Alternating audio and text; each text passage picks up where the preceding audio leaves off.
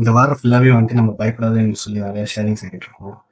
என்னோட வாழ்க்கையில பயப்படாதன்னு என்ற வேர்ட் வந்து ஒரு இன்சிடென்ட் மூலியமா ஆக்சுவலி வந்துச்சு. அது வந்துட்டு என்னன்னா, 2008ல வந்துட்டு எனக்கு ஒரு சீக்கு இது பண்ணாங்க. லைக் என்னன்னா ஹிராயமான்னு சொல்லி.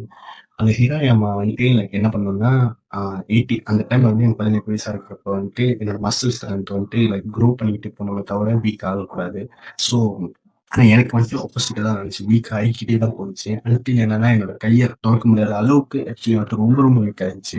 அப்ப டாக்டர் சொல்ட்டாங்க, "நீ செய்ற ஒவ்வொரு வேலையா இருக்கட்டும், லைக் அந்த டைம்ல நான் ப்ரொக்காஷனா ஆக்சுவலி வந்துட்டு ஆட்டோமோட்டிவா படிச்சுக்கிட்டு இருந்தேன். பிராக்டிகல் செய்வாங்க.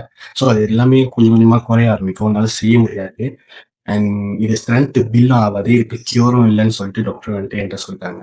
அப்ப எனக்கு ஒரே பயம் தான். ஏன்னா வந்துட்டு இது என்னோட மொத்த ட்ரீமும் போது. இந்த ஒரு சீக்குனால ஆக்சுவலி வந்துட்டு என்னோட மொத்த ட்ரீமும் போச்சேன்னு சொல்லிட்டு, அந்த மாரி ஒரு பயம் ஆக்சுவலி எனக்கு உள்ளுக்குள்ள வந்துட்டே இருந்துச்சு. ஆனா அதே சமயம் ஒரு சின்னோண்டு ஹோப்பும் இருந்துச்சு. நம்பிக்கை இருந்துச்சு. ஆண்டவர் நிச்சயமா நடத்துவாரு. ஆண்டவர் அவ்வளோ சீக்கிரம் கைவிட்டுற மாட்டாருன்னு சொல்லிட்டு நடத்துவார்ன்னு சொல்லிட்டு அந்த ஒரு நம்பிக்கை தான் ஆக்சுவலி வந்துட்டு என்னைய 8 இயர்ஸா இவ்ளோ தூரம் ஆக்சுவலி வாழ்ந்துட்டு வந்திருக்கு. அதாவது வந்துட்டு அந்த டைம்ல டாக்டர் சொன்னாங்க, என்னால எதுவுமே செய்ய முடியாது. எந்த ஒரு பெர்கஷனா இருக்கட்டும், என்னோட மெக்கானிக் ஒர்க்கா இருக்கட்டும், எதுவுமே ஆட முடியாதுன்னு சொன்ன டாக்டருங்க வந்துட்டு, இன்னைக்கு நான் வந்துட்டு பெர்கஷனும் விளையாட முடியும். அதே சமயம் என்னால பேஸும் விளையாட முடியும். அண்ட் மெக்கானிக் ஒர்க்ல செய்ய முடியாதுன்னு சொன்னாங்க. உன்னால கன்டின்யூ பண்ண முடியாது. சொன்னாங்க அந்த டைம்ல டாக்டரு. கொஞ்சம் வீக் இருக்குதான் கை. பட் இருந்தாலும் ஆண்டவரோட ஸ்ட்ரென்த் ஒவ்வொரு நாளும் ஆக்சுவலி என்ன வழி நடத்திட்டு தான் வருது.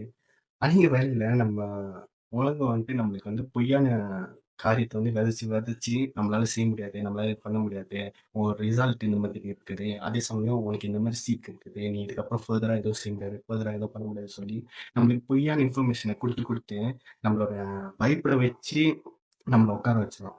ஆனா ஆண்டவரோட கரம் ஆக்சுவலி நம்ம மத்தியில இருக்கிறப்ப என்ன மாரி சிச்சுவேஷனா இருந்தாலும் சரி, அலையா இருக்கட்டும், புயலா இருக்கட்டும், அவரோட கரம் நம்மள இருக்கிறப்ப ஒருபோதும் கைவிடவே விடாது. அது நம்ம இன்னும் ஃபர்தராக ஆக்சுவலி கொண்டுட்டு போவும். இன்னும் ஃபர்தராக ஆக்சுவலி அவர் கூட்டிட்டு போவாரே தவிர, அவர் ஒருபோதும் நம்மள அதே சிச்சுவேஷன்ல உட்கார பயப்படாதீங்க.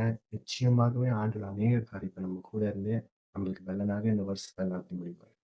ஆமென்.